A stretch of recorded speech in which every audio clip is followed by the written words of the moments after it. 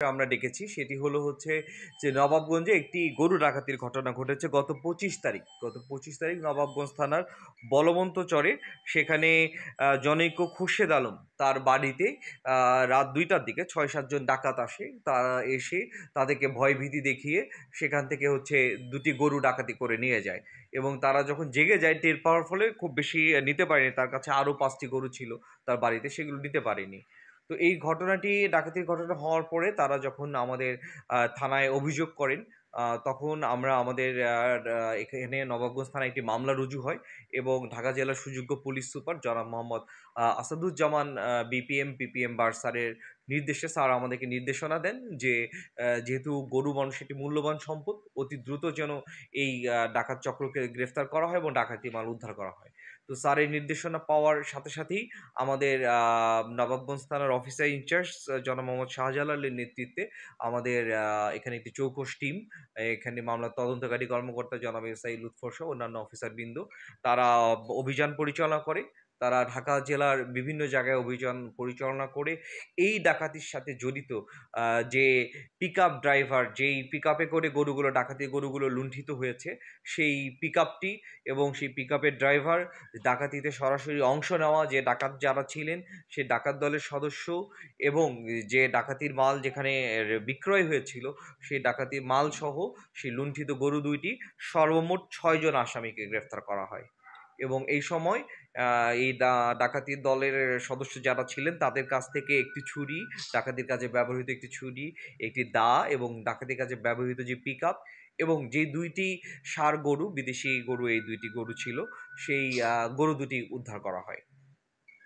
আনুমানিক প্রায় 3 লক্ষ টাকার মতো মূল্য হবে।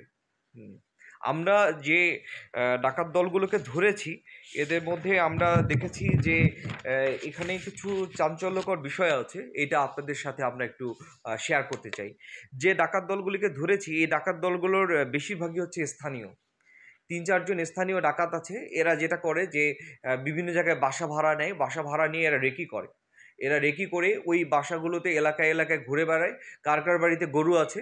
এবং এদের সাথে যে যোগাযোগ আছে যারা হচ্ছে মাংস বিক্রয়ের সাথে জড়িত, আমরা যাদেরকে মানে কসাই বলি আর কি, এই শ্রেণীর এই পেশার লোকের সাথে তাদের একটা সম্পর্ক আছে।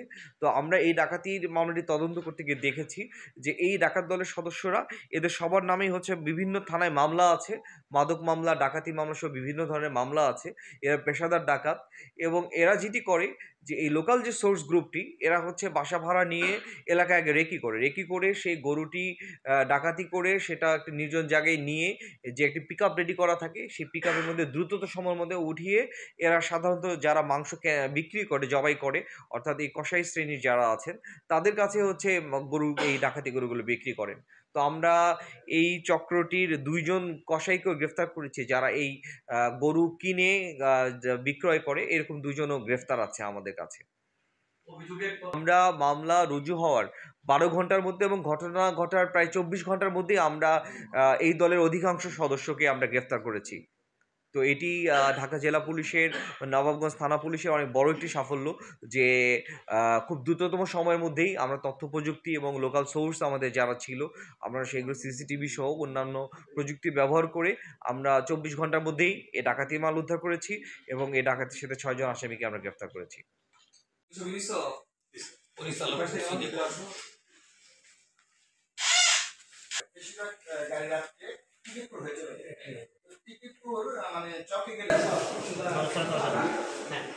এখন পিছন থেকে দাও।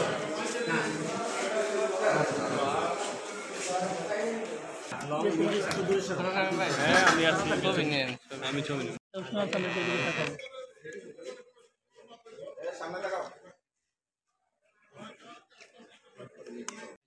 একটু ভাইয়া